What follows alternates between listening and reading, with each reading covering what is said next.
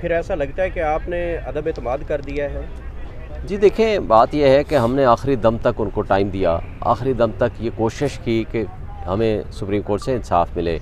अब परसों का जो रात 11:30 बजे आने वाला फ़ैसला है, हमने तो फिर इनको कहा है कि हम आए थे लेवल प्लेइंग फील्ड लेने, आपने हमसे फील्ड ही छीन लिया, तो हम आपसे क्या आप मुतालबा करें? हमें आपसे इंसाफ की तवक्को ही नहीं है। बात यह है कि देखें, एक नाइंसाफ़ी नज़र आ रही होती है, एक नाइंसाफ़ी वो है जो सारी दुनिया देख रही है और इनको नज़र नहीं आ रही। एक बुनियादी हक है किसी भी इंडिविजुअल का कि वो किस पार्टी को हक की हुक्मरानी देना चाहता है, वो इन्होंने छीन लिया। आइन के ताबे दी हुई जो और कॉन्स्टिट्यूशन के तहत जो फंडामेंटल राइट्स होते हैं वो सुपीरियर होते हैं।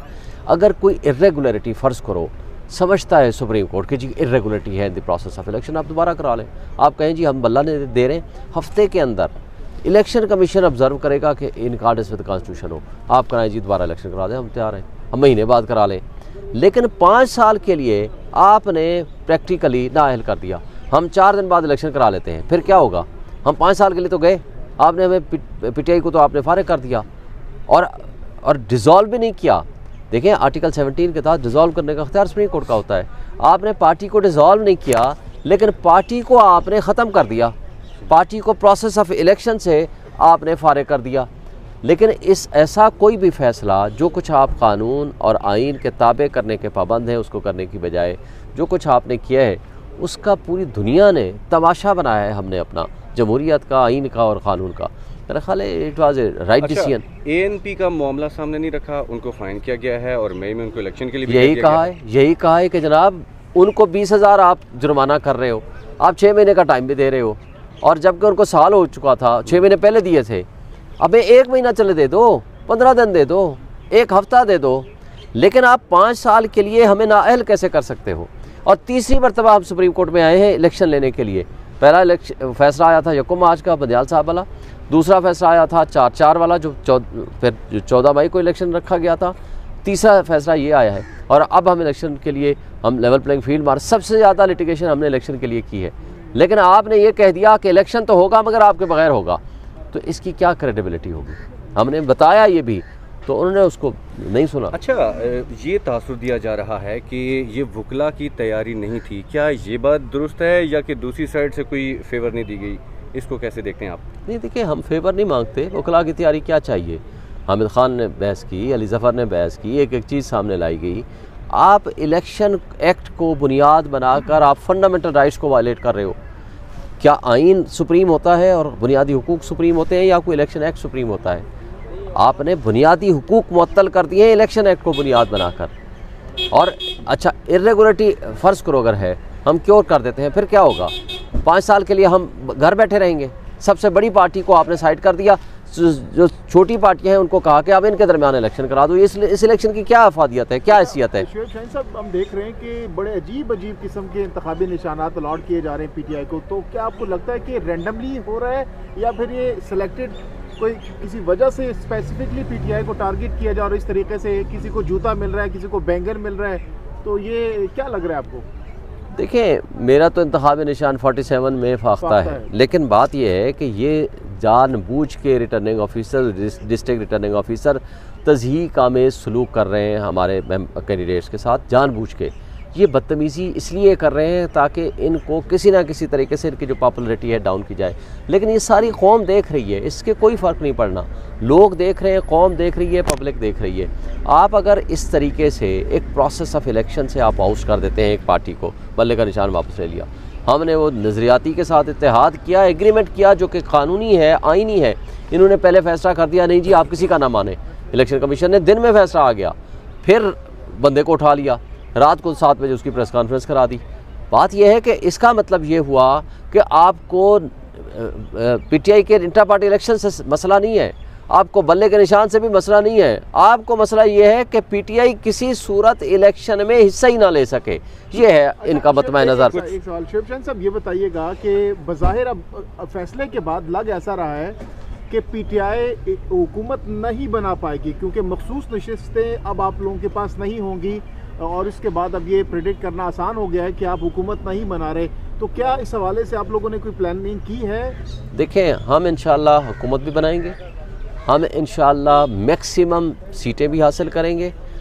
भाई 2/3 मेजॉरिटी या 3/4 मेजॉरिटी होगी तो मखसूस नशिस्तें नहीं भी मिलेंगी तब भी हमारे पास होगा, लेकिन उसकी भी हमारे पास एक स्ट्रेटजी है, वो हम कोशिश करेंगे कि उसको एग्जीक्यूट कर सकें। क्योंकि जो स्ट्रेटजी बता दी स्ट्रेटजी पहले ही, मतलब वही जो भी बात है, लेकिन अब बात यह है कि आपको लगता है कबल वक्त बता देनी चाहिए? हमने तो आखिरी टाइम बताया तो कौन सा हम बच गए। हमने 3 बजे उसको जा करके निशान लेकर गए हैं, पूरे पाकिस्तान में पब्लिक को पता चला और 2 घंटे के अंदर अंदर सब कुछ सामने आ गया। 1 घंटे के अंदर इलेक्शन कमीशन का आर्डर आ गया और 3 घंटे के अंदर अंदर उसका प्रेस कॉन्फ्रेंस आ गई। हम अगर नहीं बताएंगे तो भी यही होता है, बताएंगे तो भी यही होना है। साहब बताइएगा कि आज मरियम नवाज साहबा उकाड़ा में जलसा कर रही हैं, स्कूल कॉलेजेस मोहतरमा के लिए बंद कर दिए गए हैं, डिप्टी कमिश्नर खिदमात हासिल कर रहे हैं, पंजाब पुलिस उनको सिक्योरिटी की बजाय बड़े तावन फराहम कर रही है, ये लेवल प्लेइंग तो ये होना चाहिए। बस यही लेवल प्लेइंग फील्ड है। चोरों को, करप्ट माफिया को, शहनशाह करप्शंस को मुसल्लत किया जा रहा है और उन लोगों के ऊपर, उन पब्लिक के ऊपर जो उनको पहचान चुके हैं। सिर्फ ये नहीं है कि करप्ट उन पॉलिटिशियंस को मुसल्लत किया जा रहा है, उनकी नालायक औलाद को भी मुसल्लत करने के लिए स्कूल के बच्चों को छुट्टी करा देगी और उनको तैयार करा करके वो जलसे में लेकर जाएंगे। ये है कार्रवाई, ये इसको कहते हैं केयर टेकर गैर जानिबदार हुकूमत। ये गैर जानिबदारी और ये लेवल प्लेइंग फील्ड है तो अल्लाह ही हाफिज़ है, वो सुप्रीम कोर्ट को नज़र नहीं आती। सुप्रीम कोर्ट को सिर्फ ये नज़र आता है कि आपके पास बल्ले का निशान नहीं होना चाहिए कि लोग, अच्छा फ़र्ज़ करो 11:30 बजे आप कह भी देते बल्ले का निशान दे दें, तो 11:30 बजे कौन कहाँ से वो उठता और टिकट जाकर जमा कराता। बात यह है कि नाइंसाफ़ी अब पहले होती थी ना खुफिया, अब ट्रांसपेरेंट तरीके से सबके सामने नाइंसाफ़ी होती हुई नज़र आ रही है, इंसाफ का नंगा नाच नज़र आ रहा है। ये काबिल अफसोस बात है, इंसाफ होता हुआ नज़र आना चाहिए, ना कि नाइंसाफ़ी होती हुई नज़र आए। अब हमारे साथ पूरे पाकिस्तान में इलेक्शन कमीशन से लेकर अदलिया तक सब नाइंसाफ़ी करते हुए नज़र आते हैं। हमारे साथ जो जुल्म हो रहा है, बात ये नहीं है, बात यह है कि ये लोगों के हुकूक के ऊपर जुल्म है। लोगों का ये हक है, हमें वोट ना दें, हम नहीं लेंगे, हम नहीं होकर हुक्मरानी लेंगे। लोगों का हक के हुक्मरानी है ना, वो आपको वोट दें, इसको दें, मुझे दें, किसको दें, ताकि उनके पास हाथ में है ना अख्तियार कि। लेकिन आइन को आपने मुअत्तल करके फेंक दिया, आपने कहा अक़लियत के दरमियान फ़ैसला करेंगे। जो 10% 20% लोग हैं जो उनको पसंद करते हैं बाकी छोटी पार्टियों को, उनके दरमियान फ़ैसला करेंगे कि ए को दें या बी को दें, लेकिन जो सबसे बड़ी पार्टी है उसको आउट कर देते हैं। बताइएगा कि अगर मंजर कशी की जाए आज के हालात की और पिछले जो आपके ऊपर गुजर रहे हैं, उसमें तो नज़र आता है कि अगर आप आज़ाद कैंडिडेट जो हैं वो अगर जीतते भी गई तो उनको उठा लिया जाएगा, या सुनने में आ रहा है कि वो टाकी शाकी भी जहाज़ को मार लिया जंगीर तरीन ने। लेकिन देखें जो कुछ भी ये कर रहे हैं, ये ना मुल्क की खिदमत है, ना आइन की खिदमत है, ना जमहूरियत की खिदमत है। क्या इसके ज़रिए आप सियासी अदम इस्तेकाम ख़त्म कर पाएंगे? नहीं। क्या इसके ज़रिए से आप मईशत को दुरुस्त कर पाएंगे? नहीं। क्या इसके ज़रिए से इदारों की जो डिस्क्रेडिट हो चुके हैं उनकी साख बहाल कर पाएंगे? नहीं। क्या 25 करोड़ आवाम को आप कोई हुकूक दे पाएंगे? नहीं। क्या उनके बुनियादी जो मसाइल हैं उनको हल पर कर पाएंगे कि नहीं?